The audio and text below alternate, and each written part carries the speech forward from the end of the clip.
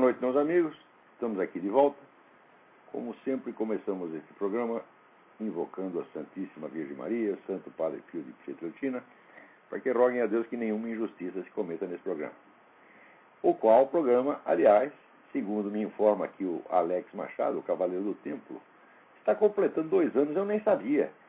Né? Que o primeiro Troll Speak aconteceu em 4 de dezembro de 2006, e diz aqui o Alex, espero que até o ano de 2506 eu possa ouvir do professor essas verdades que o povo brasileiro ignora em massa e por opção. Muito obrigado, Alex. Muito obrigado pelo lembrete e pelos bons votos. Né?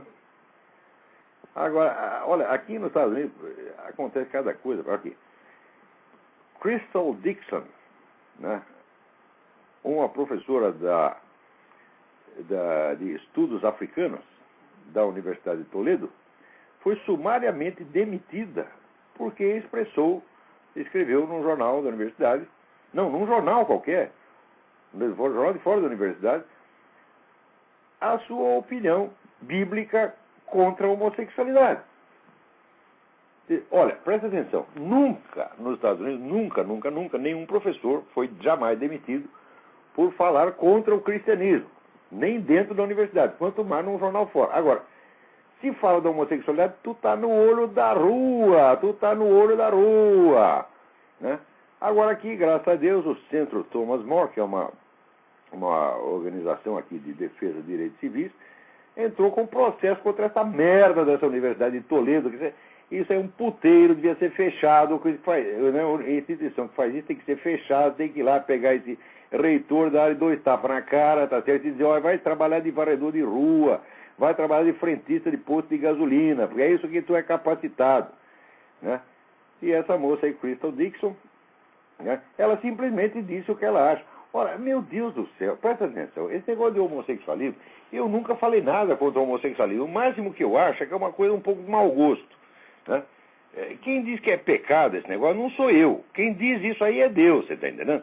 E felizmente é Deus que diz, porque é o seguinte, Deus pode, mesmo que você tenha passado a vida inteira, tá certo? Chupando pirocas com essa sua boca cheia de dente cariado e dando esse seu cu peludo, Deus pode limpar você, deixar você limpinho e botar você no céu. E eu não. Mas se fosse eu que dissesse que isso é pecado, você estava ferrado, meu filho, porque eu não posso fazer nada em seu benefício. Tá certo? Deus, quando fala com um treco errado, ele ao mesmo tempo, ele te espreme, mas ele, né, mas ao mesmo tempo te joga uma corda para te tirar do buraco, tá entendendo? Eu não posso fazer isso. Então, a minha opinião aí não conta, tá entendendo? Agora, a Crystal Dixon chega e disse lá um negócio que não é ela que pensou, que está na Bíblia, meu Deus do céu. Ela não pode dizer o que está na Bíblia, que ela mesma segue. Isso aí é errado, é criminoso. Nos Estados Unidos está virando. Agora, presta atenção. Isso não é só nos Estados Unidos, isso não é um fenômeno cultural espontâneo, isso não é uma tendência social. Isto aí faz parte do programa da nova ordem mundial. Tá certo? Mais adiante eu vou citar aqui um artigo importante de uma jornalista chamada Judy MacLeod, falando sobre os planejadores dessa nova ordem mundial. Aquele plano que está exposto lá no livro do Arnold Toynbee, quer dizer, nós vamos ter que criar uma nova ordem mundial por meios não democráticos, isso já está sendo feito. A democracia já acabou, gente. Já acabou. Você não tem mais nem direito à informação, você não tem direito nem de saber quais foram as decisões tomadas e quem decidiu.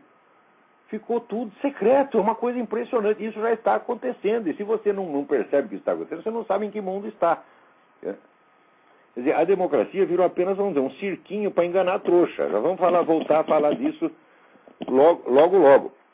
Mas esse negócio de casamento gay, de abortismo, essa porcariada toda, isso faz parte da nova ordem mundial, porque esse é um programa de controle de natalidade. É abortismo, esterilização forçada, gaysismo, etc. Isso, vamos dizer, há mais de 50 anos, a família Rockefeller, que é um dos pilares da nova ordem mundial globalista, se esforça para introduzir o controle de natalidade no mundo, porque eles leram o tal do Thomas Robert Malthus e acreditaram naquela merda toda, e acham que que são os salvadores da humanidade, não podem mais ter filhos, só eles podem, né? Então, o mundo vai ser povoado só de Rockefellerzinhos, os outros não têm direitos, né? E os caras estão impondo isso ao mundo, sempre através, vamos dizer, de medidas administrativas, por baixo do pano, etc. Nunca se expondo pessoalmente. Tá certo? Você já ouviu falar do senhor chamado Maurice Strong? É um dos grandes planejadores disso. Maurice Strong não aparece no jornal, meu Deus do céu. Tá vendo? Quer dizer, esse pessoal, eles são a nova classe dominante, invisível e secreta, e eles decidem quem vai governar os países. Foram eles que criaram Barack Obama, meu Deus do céu. Né? Aliás, se eu falar nisso aqui, o Eloy lá da Califórnia mandou um negócio muito interessante, mandou uma foto. Tem sido um parque natural lá do estado de Montana, né? E está lá um baita urso preto, né? Sentado no banco, assim, na mesa, né? Como que estivesse esperando o garçom, né? Então ele diz o seguinte, diz, olha, os ursos aqui, eles entraram no Partido Democrata, entendeu? Antigamente eles zelavam pela sua própria subsistência, eles iam buscar a sua própria comida, agora já aprenderam a sentar e esperar que o Estado os sirva, né? Então está aí, esse urso aí que você está vendo, o nome dele é Barack Obama, né? É muito bom isso aí. Muito bem. Agora, veja, falando aqui, o Guilherme Linhares me escreve aqui uma carta muito simpática, né? Olá, como estão todos aí? O Pedro, a Leila e a Roxane. Tudo bem, obrigado. Os cachorros continuam fujões. Puta vida. Esses cachorros, rapaz, o Pedro me apareceu. Meu filho me apareceu aqui com uma cachorrinha Beagle, né? E muito simpática, que ele achou, não, estava perdido no posto de gasolina. Daí o bicho começou a inchar, a aumentar. Quando fomos ver, tinha 7 cachorrinhos dentro, né? Daí quando nasceu, nós conseguimos dar 5 e ficamos com 2 aqui. Mas olha, Beagle, bicho, Beagle é um bicho filho da puta. Você abre a porta, o bicho já está lá no outro quarteirão, tá entendendo? É desses cachorrinhos criados para correr atrás de coelho, eles são velozes que nem um coelho. Isso é um maluco. Daí eles desaparecem no mato 2, 3 dias, volta tudo estropiado, traumatizado, tremendo de medo, tudo machucado, né? Daí você cuida, né? Então, passa 3 dias, o bicho faz a mesma coisa de novo. Eita vida. Então, agora aqui, o Guilherme pergunta aqui, o que você acha? O Obama não vai apresentar certidão nenhuma, né? O que você acha que vai acontecer? Você acha que realmente esse processo pode dar alguma coisa? Muito bem, a situação aqui é a seguinte. O fato de o sujeito ter nascido no exterior não seria um impedimento absoluto e irrecorrível, tá certo? Alertado aqui por um amigo meu advogado, eu fui estudar um pouco o negócio do direito constitucional e vi, né, que existiria até um jeito de contornar a situação caso o sujeito tivesse nascido no exterior, né, sendo filho se fosse filho de 2 pais brasileiros, ele foi brasileiro ou americano, ele é filho só de um. Quer dizer, poderia haver alguma discussão sobre isso aí. Quer dizer, o veto constitucional não seria assim absoluto e indiscutível, tá certo? Mas se fosse assim, por que o sujeito mentiu? Não teria sido mais fácil ele entrar com uma ação judicial, uma coisa assim? Por que ele escondeu? Por que ele disse que nasceu no Havaí? Então, o que eu acredito é que a essência do problema não é se ele nasceu nos Estados Unidos ou não. O que eles querem fazer, vamos dizer, é criar uma situação, vamos dizer, de desobediência civil desde cima. Quer dizer, a desobediência civil começa com o presidente da República. Por que eles fazem isso? Vocês procurem ler o livro do Thomas Woods, W-O-O-D-S, que se chama Who Killed the Constitution? Quem matou a Constituição? Então ele mostra ali, onde que não só o pessoal esquerdista, mas essa elite globalista inteira, está já há várias décadas fazendo o diabo para destruir a Constituição americana. Uma das táticas usadas é essa mesma que se aplica também no Brasil, o chamado direito alternativo, né? Quer dizer, o direito achado na privada, direito achado no esgoto, né? Direito achado no cu deles mesmos, tá entendendo? E que pega uma frase e faz a frase dizer o contrário do que ela está dizendo. Quer dizer, o que a Constituição proíbe, eles autorizam. O que a Constituição autoriza, eles proíbem. Eles invertem tudo. Essa é uma das táticas. Mas a outra tática que funciona mais, vamos dizer, é a desobediência estabelecida. Quer dizer, você já pratica é uma espécie de ação afirmativa, affirmative action, tá dizendo? Você inventa um direito que não existe e você já age como se ele existisse. Ou você inventa uma proibição que não existe e já age como se ela existisse. Isso é uma tática que é usada no mundo inteiro. E eles estão usando Quer dizer, a candidatura Obama é essencialmente isso aí. Quer dizer, nós vamos botar lá um sujeito cujo estatuto legal é indefinido, um cara não vai mostrar nenhum documento e você trata de calar a boca e engolir, porque Barack Obama está acima da Constituição. Até o pessoal aqui, né, os fãs do Barack Obama dizem, não, a Constituição é o que a gente acha que deve fazer com ela. Né? Quer dizer, a Constituição virou matéria plástica, você faz o que quiser. Então, a prova disso veio esta semana. Por quê? Além de toda a ilegalidade da candidatura do Barack Obama, ele escolheu agora Hillary Clinton como secretária de Estado. Acontece que existe um preceito constitucional que nenhum deputado ou senador pode vir a ocupar um cargo federal que tenha sido criado durante o seu mandato no Senado ou na Câmara de Deputados, ou cujo salário tenha sido aumentado durante esse mandato. Ou o salário do secretário de Estado foi aumentado durante o tempo que a Hillary Clinton está no Senado. Então, ela, pela Constituição, ela não pode ser secretária de Estado. Então, o presidente não pode ser presidente porque não tem, vamos dizer, nacionalidade comprovada. A secretária de Estado não pode ser secretária de Estado porque o salário dela foi aumentado durante o período que ela estava no Senado. E tem mais uns 2 ou 3 funcionários lá, altos funcionários, que o Barack Obama escolheu, que estão todos nessa situação. Ou seja, isso aí é uma desobediência sistemática imposta de cima para destruir a Constituição. O Barack Obama já disse que a Constituição é culpada de todos os males. Né? O Al Gore vive falando que tem que mudar a Constituição, etc. Só eles querem. O resto do país está... Até a maior parte dos eleitores do Barack Obama não tem nada contra a Constituição. Porque também não tem ideia que o Barack Obama está lá para destruir a Constituição. Então, vamos dizer, é esse o problema que está acontecendo. Agora, aqui eu recebo um tal de... Ó, você não assina. Eu odeio esse negócio de não assinar, mas é RL. Né?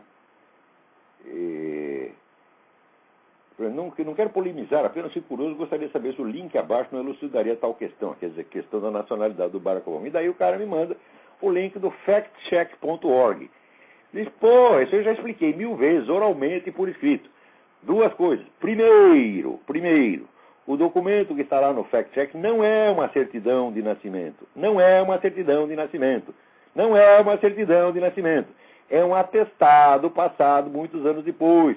A certidão originária tem a designação do lugar, o hospital onde o sujeito nasceu, a hora do nascimento e a assinatura do médico.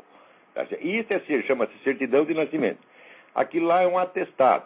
O atestado não comprova nada. Mesmo porque, né, na época em que o Barack Obama nasceu, durante aquele período dos anos 60 e 61, o Estado do Havaí aceitava registrar nascimentos ocorridos no exterior. Tá certo?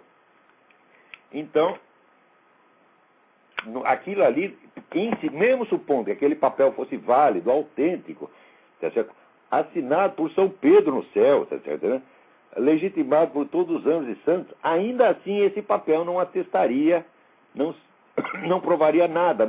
Acontece, ademais, que esse papel é fake, é falso, é 100% falso. Você dê uma olhada lá no site do Philip Berg, tem um camarada que é um técnico no assunto, que usa o nome, o pseudônimo de Ron Polari, que não mostra a cara dele, porque já recebeu ameaça de tudo quanto é jeito. Ele mostra para você por que aquele formulário que está lá não corresponde ao formulário autêntico, porque aquele formulário é mudado todo ano, por razões de segurança. Então, criam pequenas alterações no formulário. E quando você vai ver, aquele documento que está lá, vamos dizer, ele não corresponde ao formulário daquele ano. Entendeu? Então, está na cara que aquilo ali foi montado, quer dizer, foi usado um outro formulário de um outro ano, pagaram o nome e colocaram lá. Então é fake. Mesmo se não fosse fake, não provaria nada. Isso não é uma certidão de nascimento. No Brasil é incrível, as pessoas, quando passa meses, você já está discutindo o negócio, vem alguém assim e fala, olha aqui, você está enganado, você não sabe nada, está aqui o fact-check. Pô, cara, me veio com notícia de 6 meses atrás. Então, olha, isso aí Esse link não elucida nada, o link só... Até mais, terceiro. O pessoal, não, está aqui uma órgão apartidário, fact-check. Fact-check pertence à ONG Chicago Annenberg Challenge, que é aquela ONG na qual o William Ayers arrumou emprego para Barack Obama. Então, o órgão que emitiu é suspeito, o documento não é uma certidão de nascimento e o documento é fake. Isso tudo já tem meses que já está mais que provado e eu vim informando isso, as pessoas não leem as coisas. Né? Atenção, gente, os meus artigos que eu publico no jornal, eles têm que ser lidos em sequência. Eles são, como diz diria o René Girard, um longo argumento do princípio ao fim. Há uma unidade entre eles, há uma unidade, uma continuidade. Tá certo? Eu não dou opinião solta, gente. Eu não sou um cronista de jornal. Tá certo? Eu sou um filósofo, sou um estudioso da ciência política, e tudo o que eu estou falando, todo o jornalismo que eu pratico, é apenas constituído de exemplos, quer dizer, de teorias e métodos que eu já expliquei abundantemente nos meus cursos. Tá certo? Infelizmente, o jornalismo tem uma limitação de espaço, e às vezes a gente não pode dar toda a explicação ali, mas quem é esperto sabe que os artigos por si mesmos eles não dizem tudo. Né?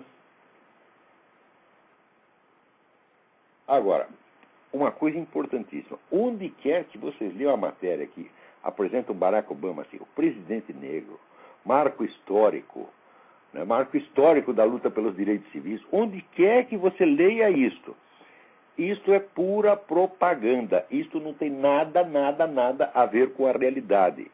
Prestem atenção, diziam a mesma coisa, o mundo... Vocês já esqueceram do Nelson Mandela, gente? Que também foi feito do nada, da noite para o dia. O sujeito estava na cadeia, foi tirado da cadeia e 3 meses depois estava na presidência da República. Quem tirou o cara da cadeia? Foi Nelson Rockefeller. Porque Nelson Rockefeller queria a concessão das minas de diamante da África do Sul, as quais eram propriedade do governo. Ele disputava essas minas há décadas, e aquilo era monopólio do Estado, não podia. Daí tira o Nelson Mandela da cadeia, bota o sujeito na presidência, diz, marco histórico, presidente negro, blá, blá, blá, blá.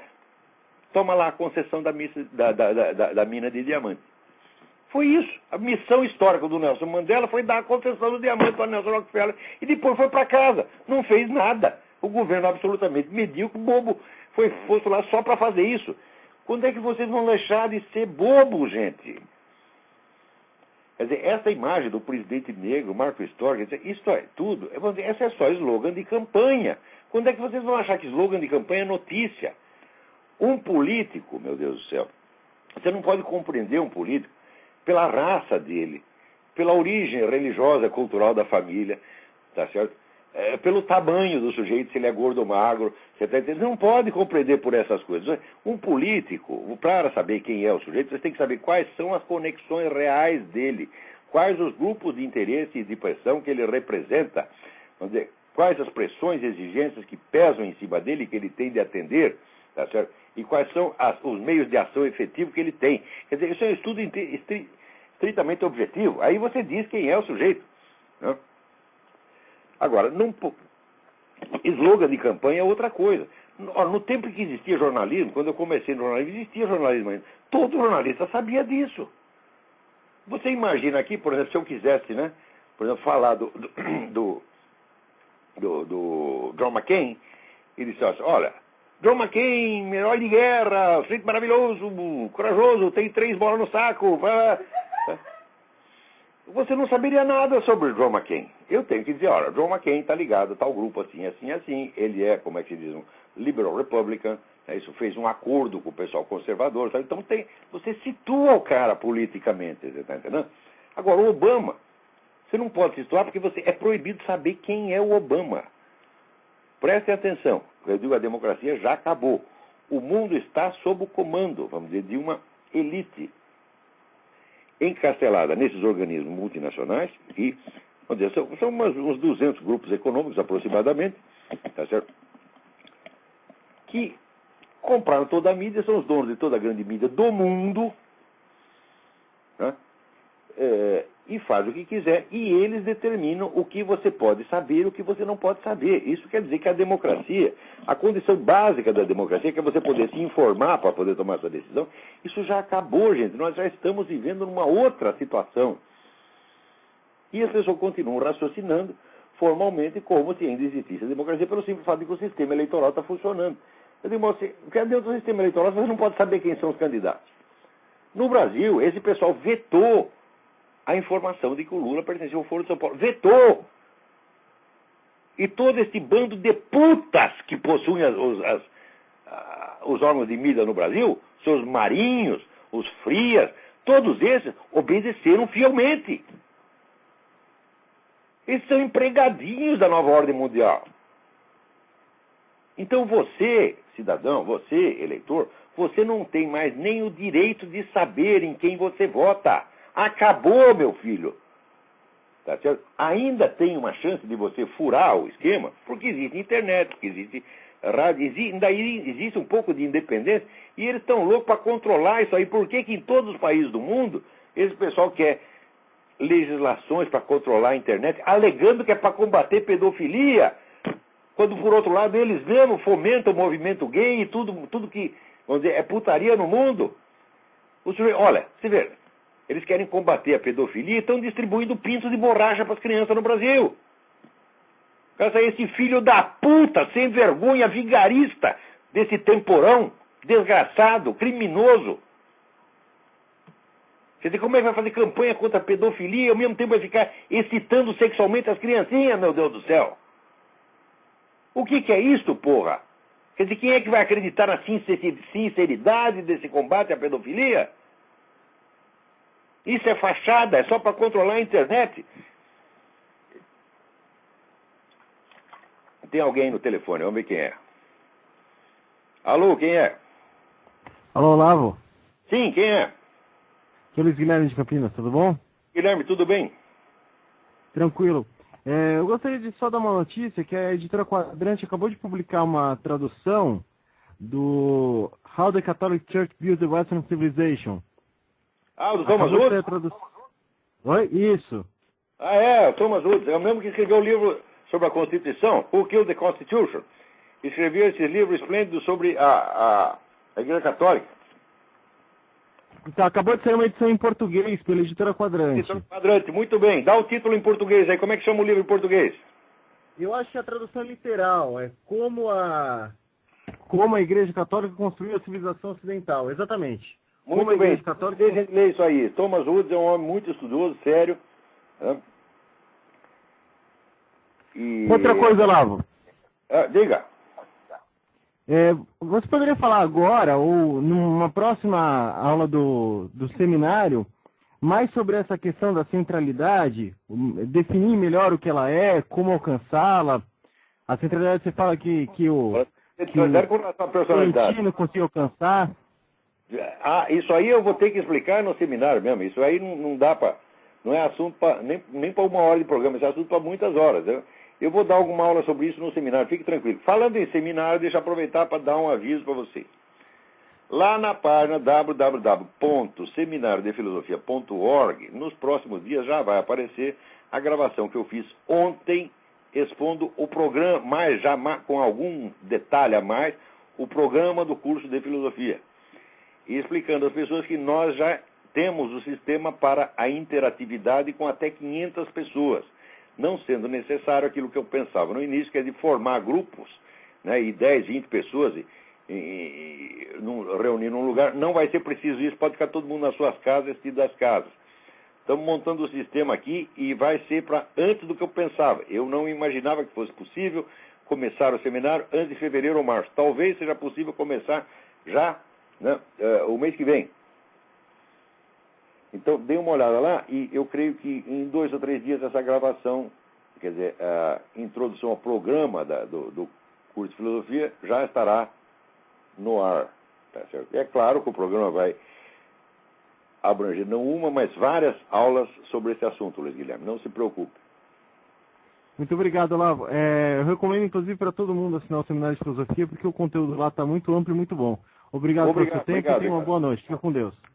aquilo ali é, assim, é trabalho de uma vida inteira. Quer dizer, além dos livros que eu publiquei, tem todos esses cursos que eu dei ao longo de mais de 20 anos. E vamos dizer, a quase totalidade do meu pensamento, do resultado das minhas investigações, está colocado lá nos cursos e não em livro, porque simplesmente não há tempo de transformar tudo isso em livro. Se fosse transcrever tudo isso e publicar, ia dar mais de 30 mil páginas. Tá certo? E eu trabalho aqui em condições precárias. Quem me ajuda aqui um pouco é minha filha, minha mulher, tá entendendo? Meus cachorros, de vez em quando. Não, põe até os cachorros para trabalhar aqui. Porque secretário não tem, né?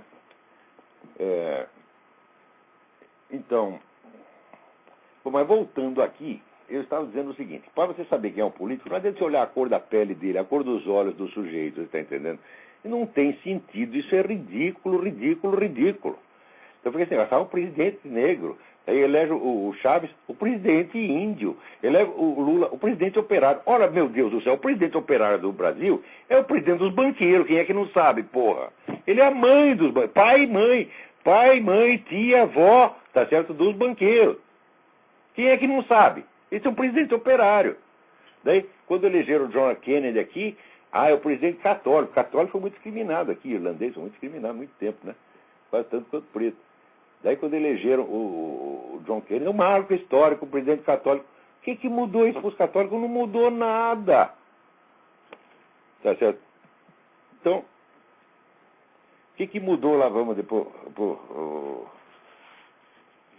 para os pretos da África do Sul, o que mudou? Acabou o apartheid, acabou a comida e está uma violência filha da puta, entendeu? E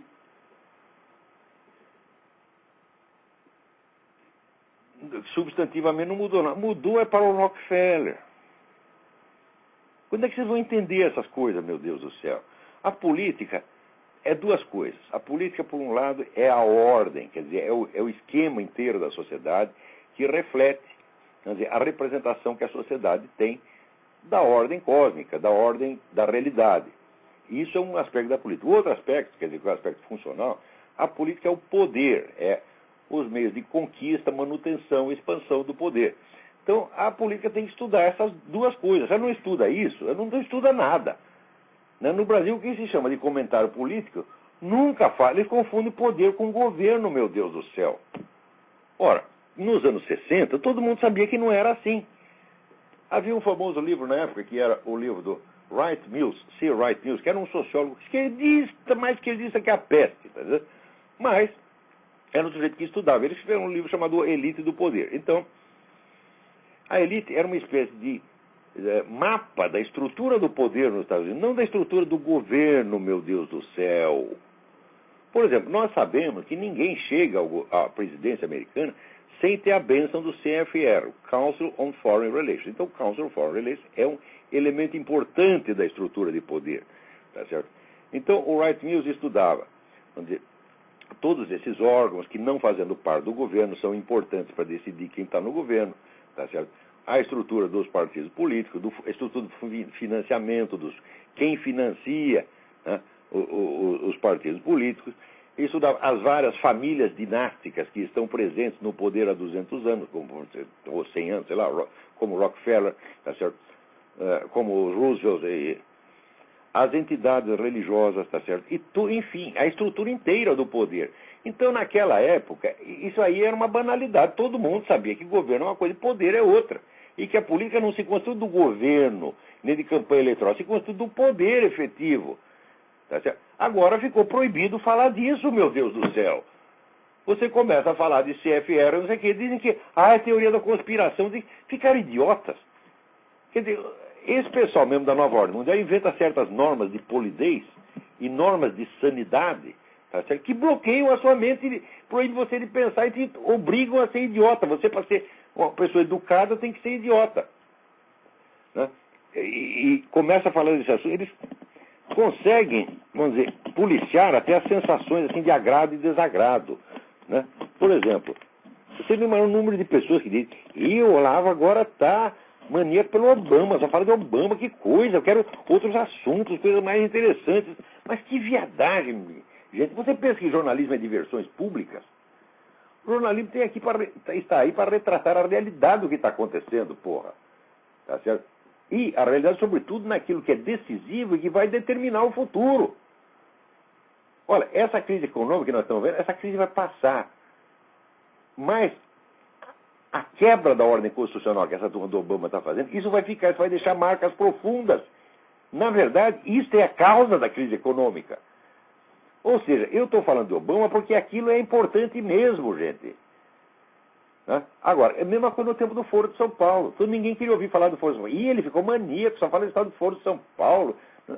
Ora, eu só falo do Foro de São Paulo porque o Foro de São Paulo é o que determina o rumo da política na América Latina, meu Deus do céu.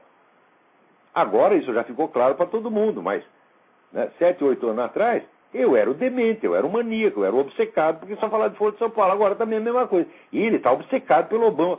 Porra, o que é isso? Eu já passei da idade de ficar obcecado por qualquer pessoa, contra ou a favor, porra. Eu estou fazendo uma coisa objetiva. Agora vocês vão querer me ensinar a trabalhar? Ora, eu acho engraçado que quando aparecem pessoas que não são capazes de escrever 3 linhas sem cometer 5 erros de gramática, e vem me dar lições de estilo. Você tem que ser mais conciso, você tem que ser mais didático. Mas o que é isso, minha gente? O brasileiro não se enxerga. Né? Sobretudo, eu vejo assim, tem uns jornalistas que escrevem, de vez em quando me mencionam, peraí, agora, a pessoa vai esperar. Me mencionam assim num tom de condescendência paternal, admitindo, ele de fato, ele foi pioneiro ao falar esse negócio do Foro de São Paulo, quer dizer, reconhecendo que eu sou um precursor das suas distintas pessoas. Eu sou o João Batista desses messias. A finalidade da minha existência foi preparar o caminho para o advento de seu fulano, seu fulano, seu fulano. E que palhaçada, gente, que palhaçada. Porra, até quando vai ter esse negócio histriônico, circense, essa coisa macunaímica no Brasil? Gente, quando a gente escreve ou fala, a gente tem que escrever ou falar num tom que seja proporcional, que seja natural à nossa posição real, à nossa biografia verdadeira, a quem nós realmente somos. Não é possível aparecer um sujeito, o João Ninguém, um cara de 18 anos, falando da obra do Olavo de Carvalho, assim, com um tom de condescendência. O Olavo até que melhorou um pouquinho, Quer dizer, fingindo que é um homem de 70 anos, experientíssimo, com uma obra inteira realizada. E o sujeito lê, as pessoas lêem e ficam impressionadas com isso e aprendem a fazer igual. Essa coisa pega, porra. Quer dizer, até onde vai isso? Mas que palhaçada.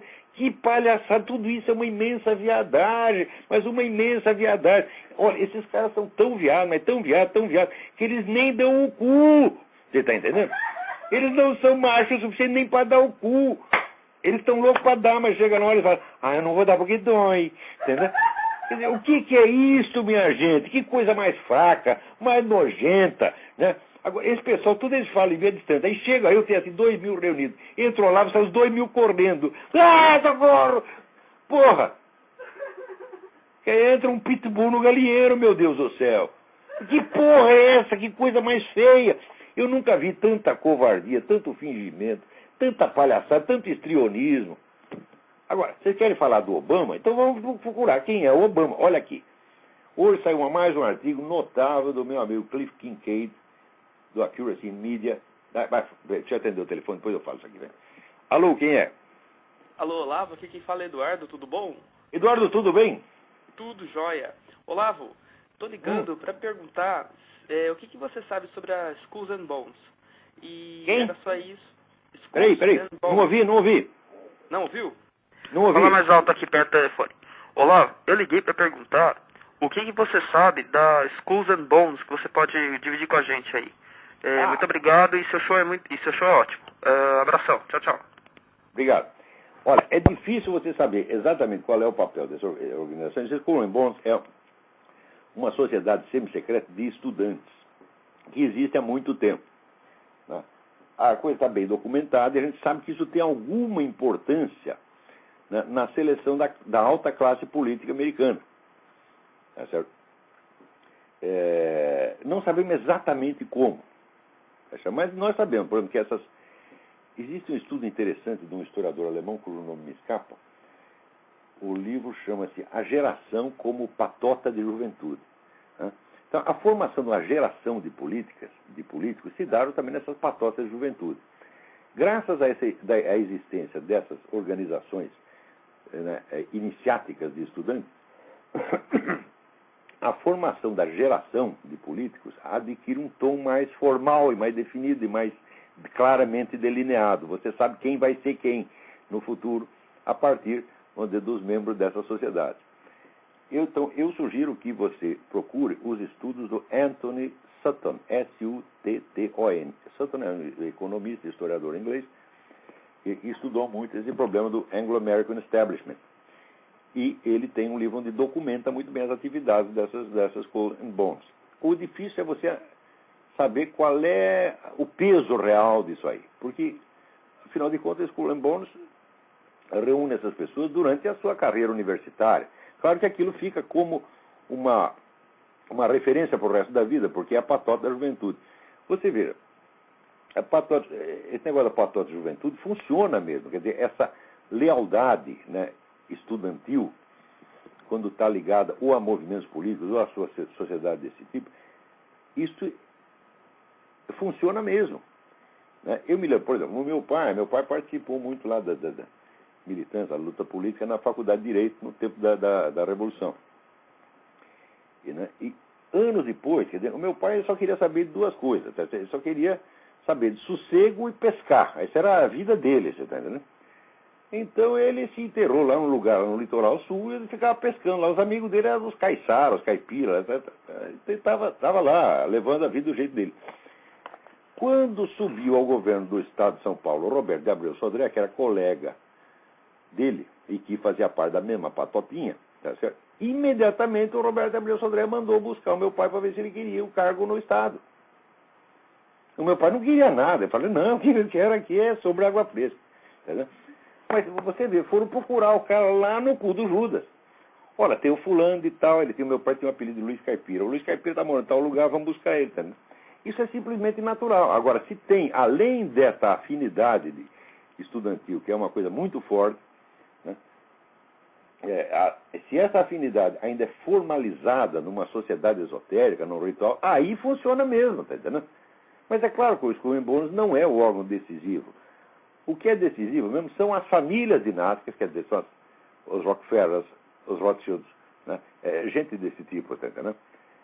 Que são famílias porque a ação histórica só pode existir quando o agente dura mais do que uma vida humana. Tem que ter a continuidade, como, por exemplo, a Igreja Católica tem uma continuidade, o Partido Comunista tem uma continuidade, essas organizações têm continuidade, a maçonaria tem continuidade, está entendendo? Senão não dá.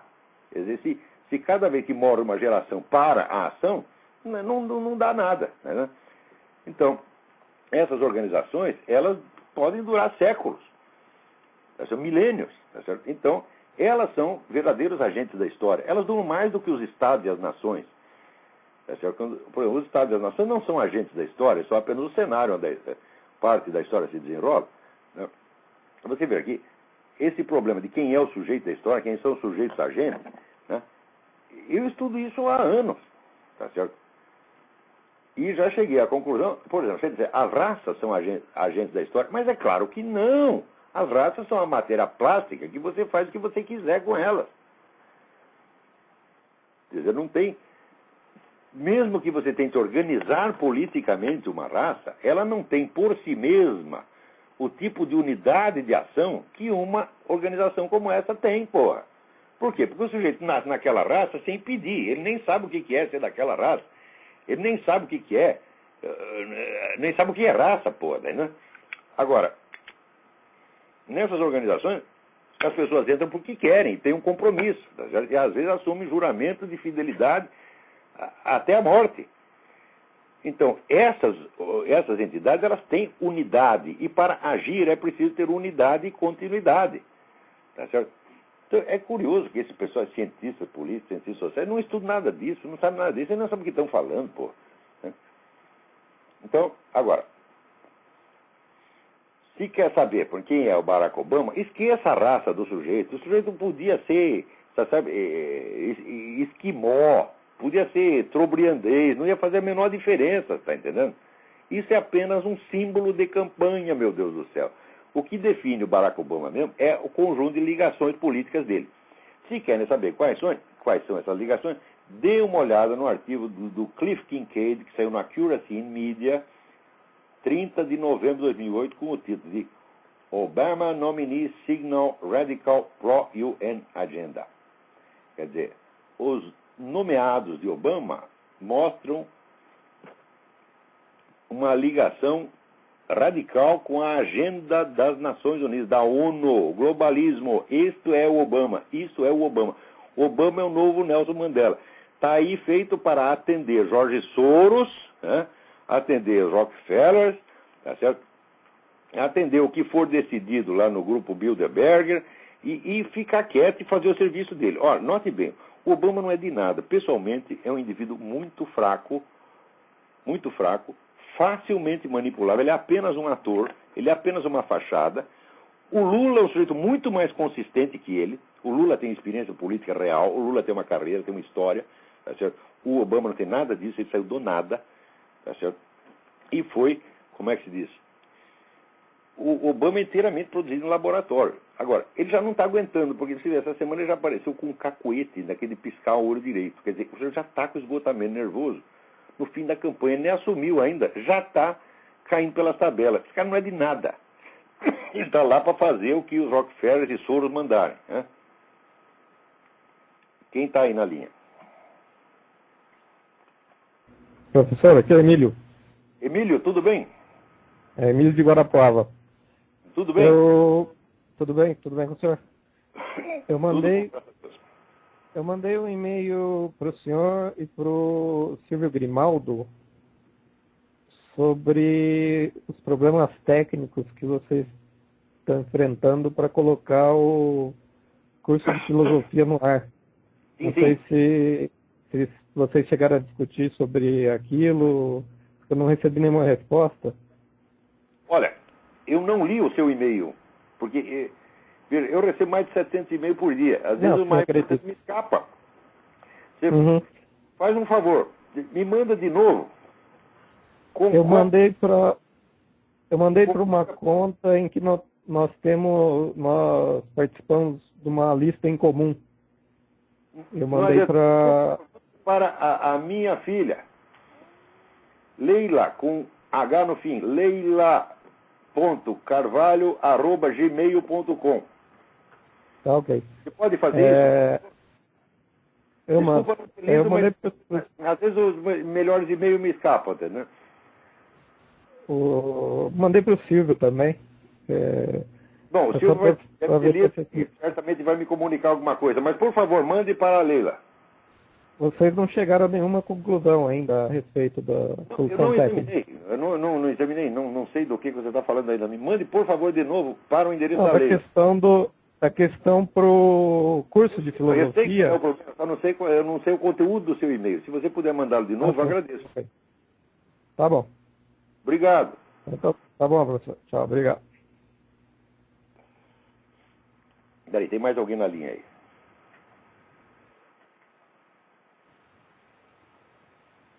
Alô? Alô, Olavo? Sim, alô, quem é? Olavo?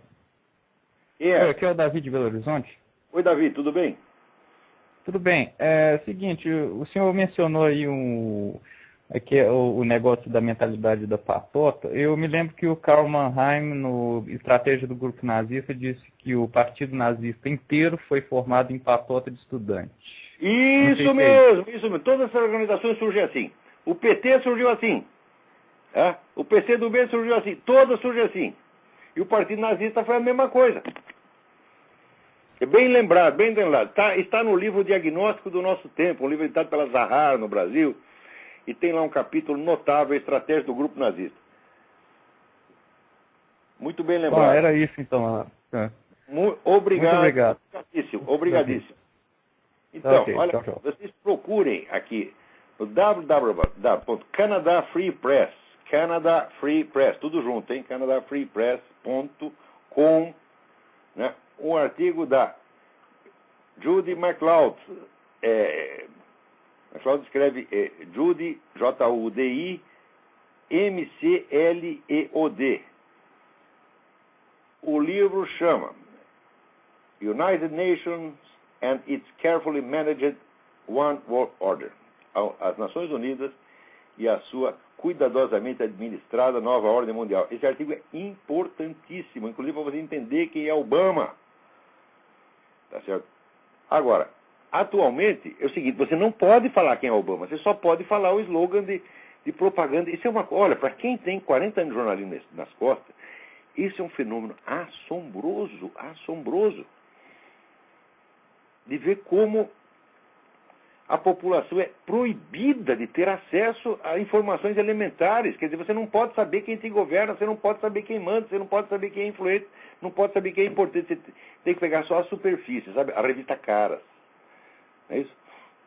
E aparece aquelas carinhas bonitinhas, né? E tá aqui o rapaz que é um marco histórico, porque é o negro na presidência. Ai, que palhaçada, meu Deus do céu. Quer dizer, é uma infantilização maciça. É uma coisa...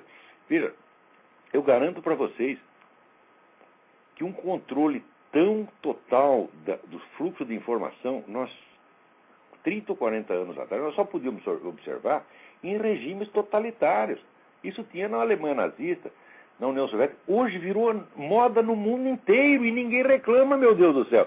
Por quê? Porque os caras inventaram um jeito de conciliar isto com o sistema eleitoral. A eleição virou parte do pão e circo, meu Deus do céu. É como no Brasil, que tem os dois candidatos aqui, né? Os candidatos da esquerda e o candidato da esquerda da esquerda. É sempre assim. Então, não deixem de ler esse artigo da Judy MacLeod, é muitíssimo importante.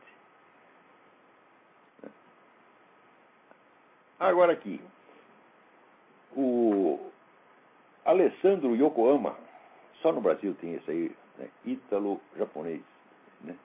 Nipo-itálico. Né? Seu último texto, Meditação de Edgar, simplesmente irretocável. Que equilíbrio, razão e espírito fora do comum. Se me permite o arroba do fã, o artigo é digno de São Tomás de Aquino. Renovei na hora minha assinatura do Seminário de Filosofia, que por descuido deixei vencer. Muito obrigado, Alessandro. Obrigado mesmo. Esse artigo está sendo muito bem recebido, até pessoas que não gostam de mim gostam do artigo, mas daí falam do artigo com aquela condescendência. O Olavinho está melhorando um pouco, ele está quase um homenzinho. Meu Deus do céu, se ouve os caras falar, dá a impressão que é minha mãe, meu avô, falando comigo, né? Quando vai ver os moleques analfabetos, né? Se fazendo de importante, arrotando importante. Parem com esse histrionismo, parem com isso, meu saco. Não pode mais continuar assim. A coisa mais preciosa da vida chama-se sinceridade, aquilo que vem realmente do seu ser, do coração, da realidade da sua vida. Você falar com a sua própria voz. Você não queira saber como isto é bom, porque daí você não tem medo de nada. Entendeu? Agora você começa a fingir, começa a posar, entendeu? Porra, você tem que toda hora olhar assim no canto de olho para ver se tem alguém reparando que você está fingindo, né? Fica que nem o Obama. O Obama, tanto olhar para os cantos, já pegou um cacoete no olho direito, fica piscando, né? Por quê? Porque é só fingimento, é só palhaçada, entendeu? Olha, o Lula comparado com o Obama é um monstro de autenticidade, entendeu? Agora aqui está alguém reclamando que no meu site encontrou uma publicidade da Fundação Logosófica. Né? Talvez você não tenha tempo de ler os livros do argentino da Logosofia, mas os textos do homem são de ataques violentos contra o cristianismo e contra a igreja. Bom, acontece o seguinte, a gente coloca esses anúncios lá porque isso facilita a nossa divulgação pelo Google. E a gente não seleciona os artigos e nem o Google seleciona. Isso aí é um computador que chuta qualquer anúncio lá. Então, não temos que controlar isso aí. Quer dizer, se o sujeito fizer assim um anúncio, como a mãe do Olavo, tá entendendo? Eu não vou ter como tirar de lá, porra, tá entendendo? Desculpa, tem vexame, né? Mas eu não tenho controle, e o próprio Google também não tem. Isso aí é por sorteio. Né? Então é o seguinte, não leia os anúncios, né? Agora aqui, o Oliver Lima me pergunta, conforme fiquei sabendo de uma discussão, o senhor tem argumentos contra a teoria do matemático de Georg Cantor, de que há diferentes tipos de infinito. Né? Poderia, por favor, expor o seu argumento, ou se preferir me indicar um texto onde o senhor o faz? Bom, para resumir aqui, não dá, Oliver, mas isso aí está no meu livro O Jardim das Aflições. É uma parte curtinha, mas eu sei que quando eu não sei aquilo, né, tem um monte de matemáticos que ficaram bravos comigo, né? E prometeram uma refutação. Eu estou esperando a tal da refutação faz 20 anos. Né? De vez em quando, nós vamos refutar. Estou esperando. Então, dá uma lida lá, são umas 3 ou 4 páginas apenas, né? Mas eu acho que não tem, aquilo ali não tem barriga me dói, não. Aquilo é irrespondível.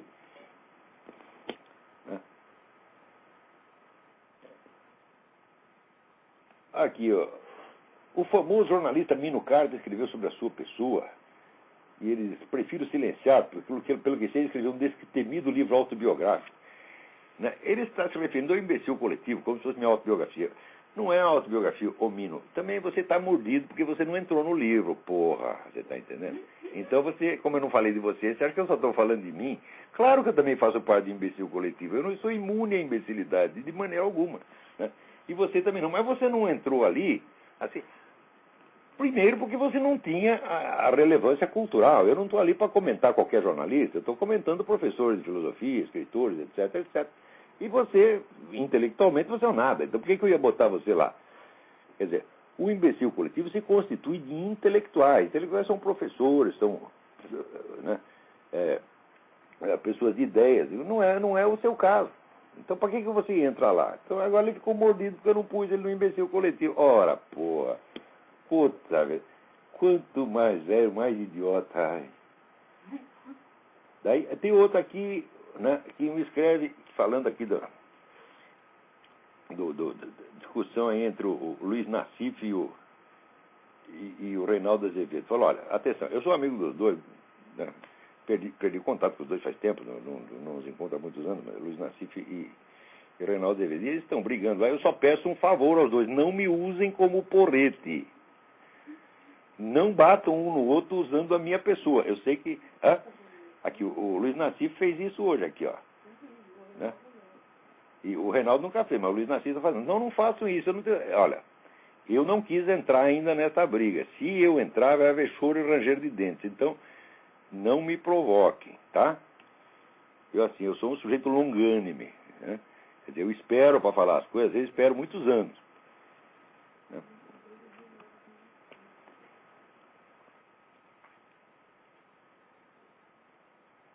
Então, aqui, o Carlos Reis Lima manda aqui um link para, né, o programa fantástico, onde era uma prova do crime do Temporão, quer dizer, o pênis do Temporão. O Temporão está distribuindo pênis para as criancinhas, tá certo? Então, em breve, já começará a educação sexual das crianças, já começará no berçário. O menino nasce, já tem que sentar na chupetinha, tá entendendo? É assim que vai. Quer dizer, note bem. Agora, toda esta coisa de movimento gay, não sei o quê, de se fazer de ofendidinho, isso é uma exploração da emoção humana, porque você sentir-se indignado é próprio da pessoa honrada, da pessoa que representa valores efetivos. Quando esses valores são assintosamente desprezado, menosprezado ou atacado, a pessoa se sente ferida na sua alma. É o que a Bíblia chama de escândalo. Esse pessoal do movimento gay aprendeu, e movimento gay, e abortistas, aprenderam a imitar a mesma coisa. Então, eles fazem de conta assim, que a prática do homossexualismo é um valor transcendente, respeitabilíssimo, e que se você toca naquilo, é uma blasfêmia, é um negócio divino. Você fala do homossexualismo, então eles fingem que estão moralmente ofendidos. Quer dizer, quem é que não percebe que tudo isso aí também é o histrionismo? É uma imitação psicótica da realidade. Olha, note bem, a religião de uma pessoa, os valores morais que ela defende, né, as causas pelas quais ela ofereceu a sua vida, né, arriscou os seus bens, etc, etc. Tudo isso para ela é sagrado. Agora, dar o cu não é sagrado, gente. Você pode gostar disso. Eu admito, por exemplo, o Luiz Mota diz que adora, que é a coisa mais maravilhosa do mundo. Até acredito, mas não é um valor. Você está entendendo? É apenas uma coisa que você gosta.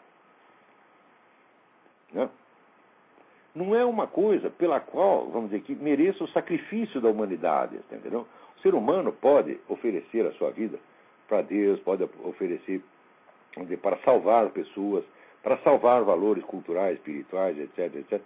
Mas não vai oferecer a sua vida para dar o cu, porra. Ninguém faz isso. Só se for psicótico. Você está entendendo? Então como é que você pode tratar esse simples gosto que você tem? Eu admito que tem o direito a ter esse gosto. E se alguém for bater em você ou insultar você por causa disso, eu serei o primeiro a te defender. Mas é que vocês que ficam insultando os outros.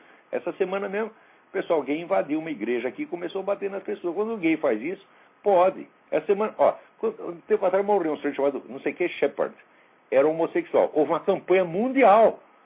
Ah, isso aí é homofobia, assassina em ação. Agora, um cara homossexual matou um outro sujeito chamado Shepard, que não quis dar para ele. Né? Baixa as calças aí, não baixa. Baixa as calças, não baixa. Matou. Né? Ninguém, não tem campanha nenhuma. Agora, o número de crimes cometidos aí nessa área, é claro que os homossexuais são campeões. Por quê? Todos os estupros acontecidos em cadeia são estupros homossexuais. Todos. Somem. Você vai ver a monstruosidade que é. Hã?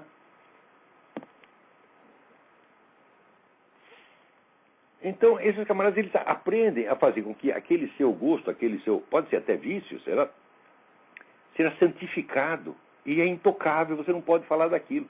E as pessoas estão aceitando isso. Quer dizer, empresários, líderes militares, líderes políticos, aceitam isso, aceitam essa chantagem monstruosa, chantagem de gente psicótica, porra. Então, se você quer dar o cu, dê, mas não vai querer que a gente respeite e santifique aquilo que não pode falar mal. Ora, porra. Diga. Alô? Alô? Quem é? Olavo? Eu? Tá me escutando? Perfeitamente. Aqui é o Orlando, de Santo André. Orlando, tudo bem? Tudo bem, senhor. Tudo certinho, graças a Deus. Olavo, eu tenho uma dúvida que eu acho que deve ser de muitos iniciantes na área de filosofia como eu. Eu quero saber como que a gente faz para reconhecer a verdade. O problema é o seguinte, a busca da verdade, ela é viciada na base, porque quando as pessoas começam a buscar a verdade, elas querem as verdades últimas e supremas. Eu digo, assim não dá, porra! Assim não dá! Você tem que começar por aprender a reconhecer a verdade na sua vida. Por exemplo, na Igreja Católica, né? No tempo que existia a Igreja Católica, e tinha um negócio que chamava confissão e outro chamava exame de consciência. O exame de consciência consiste de uma centena de perguntas para você fazer sobre você mesmo. Responde aquelas perguntas e você vai ver que você é um bom filho da puta. Tá certo? Daí você aprende quem você é. Você pensa assim, né? Falei mal das pessoas pelas costas? Falei. Né? Pensei mal da minha mãe, do meu pai, da minha mulher, da minha avó, da minha tia? Pensei. Né? Quis roubar o dinheiro do fulano de tal, pegar para mim? Quis. Você vai confessando para você e você vai ver quem você é mesmo. Nem tudo é mal. A grande vantagem de você confessar os seus pecados, com toda a sinceridade, é o seguinte: quando te acusar de uma coisa que você não fez, você tem certeza de que você não fez. Por exemplo, outro dia, um sujeito aí no Orkut disse: o Olavo, com aquele seu estilo melífluo. Eu digo: epa, já me acusaram de tudo. Eu posso ser mal educado, posso ser grosso, posso ser... Melífluo? Melífluo é a puta que eu faria. Você está entendendo? Então, está compreendendo? Então, eu sei quase o pecado que eu fiz e quase que eu não fiz. Então, não adianta me acusar do que eu não fiz, porque não gruda. E você se torna imune à chantagem psicológica. Pessoas que ficam querendo te imputar culpas que você não tem. Você está entendendo? Então, você aprende... É aí que você... Tem aquela versinho do Antônio Machado: quem habla solo espera hablar a Dios um dia. É falando com você mesmo, confessando a sua verdade para você mesmo, que você aprende o que é verdade e o que é falsidade.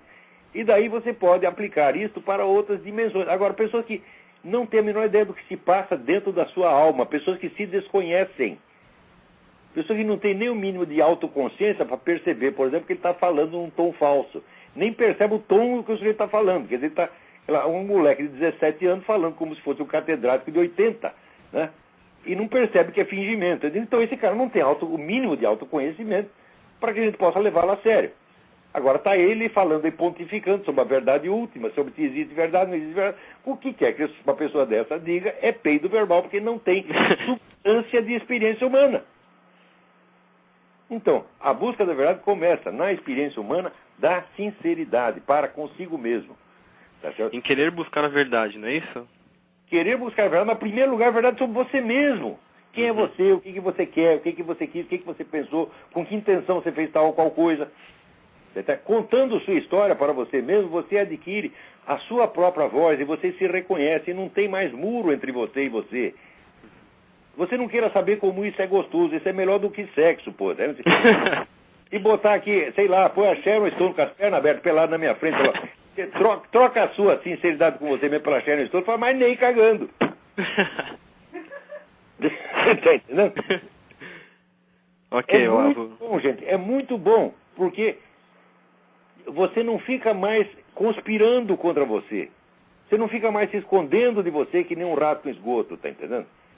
Agora, toda essa gente, esses caras que falam nesse tom fingido, sempre quer se fazer de bom menino, sempre quer mostrar que está do lado do bem.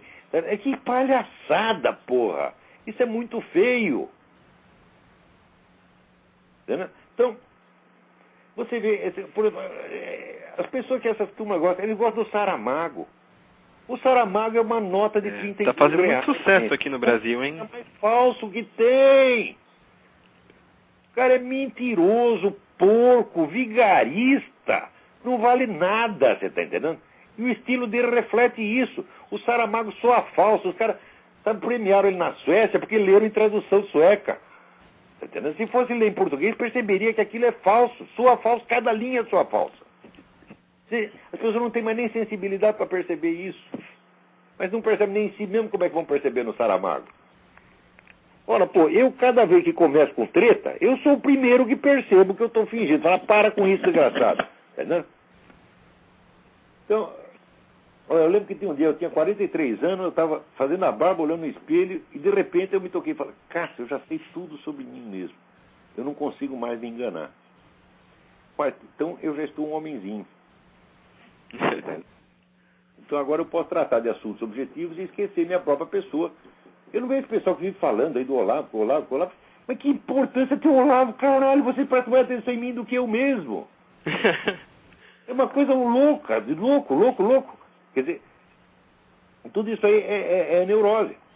Nem neurose, dizia o meu amigo Ronaldo Alfredo César Miller, é mentira esquecida no qual você ainda acredita. Puta, agora o nosso horário já estourou, gente. Então, olha, obrigado por essa última pergunta. Obrigadão, Olavo. Até a semana que vem. Muito obrigado a todos. Tchau, tchau.